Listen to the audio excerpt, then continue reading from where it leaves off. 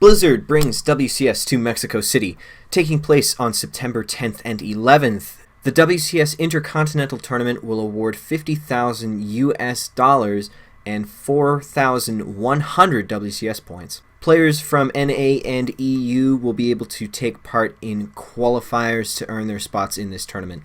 In the article announcing this tournament, there is no production company attached to this event, which means that it is a Blizzard undertaking, I assume. Why they chose to go to Mexico City for a WCS circuit event, I'm not actually very sure. Why they didn't choose to go with a WCS global event, which is something that the diehard community is asking for, I also really don't know and don't necessarily understand. It seems to me that this is an attempt from Blizzard to really stimulate the fan base in Latin America and drive the growth of StarCraft in Latin America and SC2 esports, and potentially give the players from Latin America a better chance to attend WCS at BlizzCon. But quite frankly, if this is a Blizzard-created idea and concept, well, Copa America already exists, so it's a little redundant almost. And I'm not sure that Mexico City is going to draw that big of a crowd. Or maybe it is. Maybe it's the case where there aren't that many esports events in that country, in that area, so everybody turns up for StarCraft. I honestly don't know, and I don't want to speculate. But if Blizzard is going to create events like this, I think it's time to create a WCS Global event. Because honestly, the later we run into the year, the closer it gets to BlizzCon, the less likely it will be for a WCS Global event to happen. The storyline for BlizzCon is going to be foreigners versus Koreans.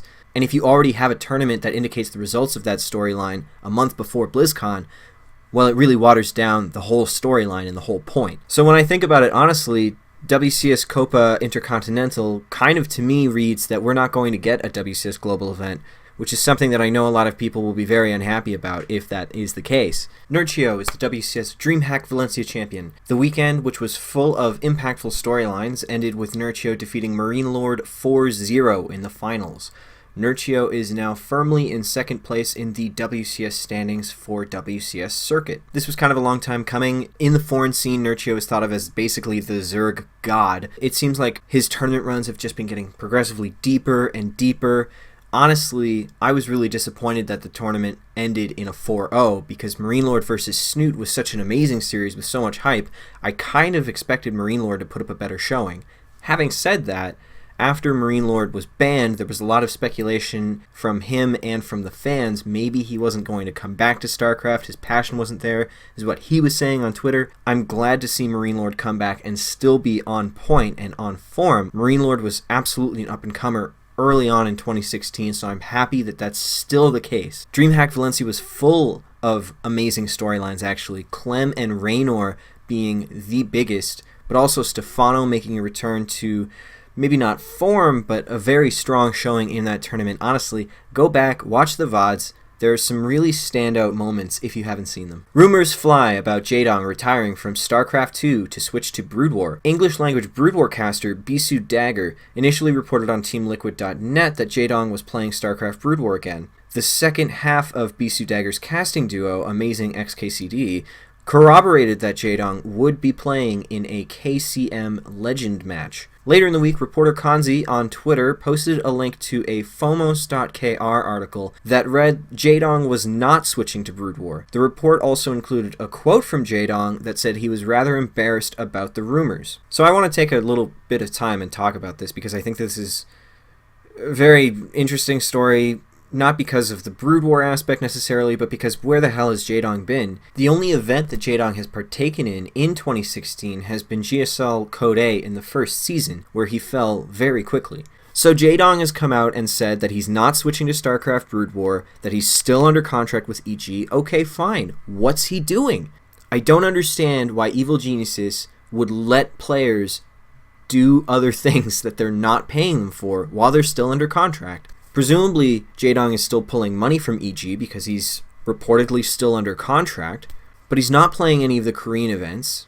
He's not streaming. He's not doing anything publicity-wise. So what's he doing? What is he being paid for? Why is he still on the team? EG will not be allowing Jaedong to play StarCraft Brood War under their name. It seems very unlikely that that would be the case. If he were to do that, then he would only be able to play in Korea. The audience for Brood War outside of Korea is very small.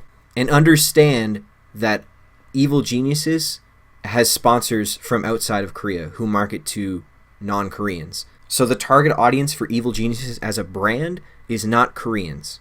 Which is why in all likelihood I theorize Evil Geniuses would not be happy with Jaedong switching to StarCraft Brood War while he was still under contract.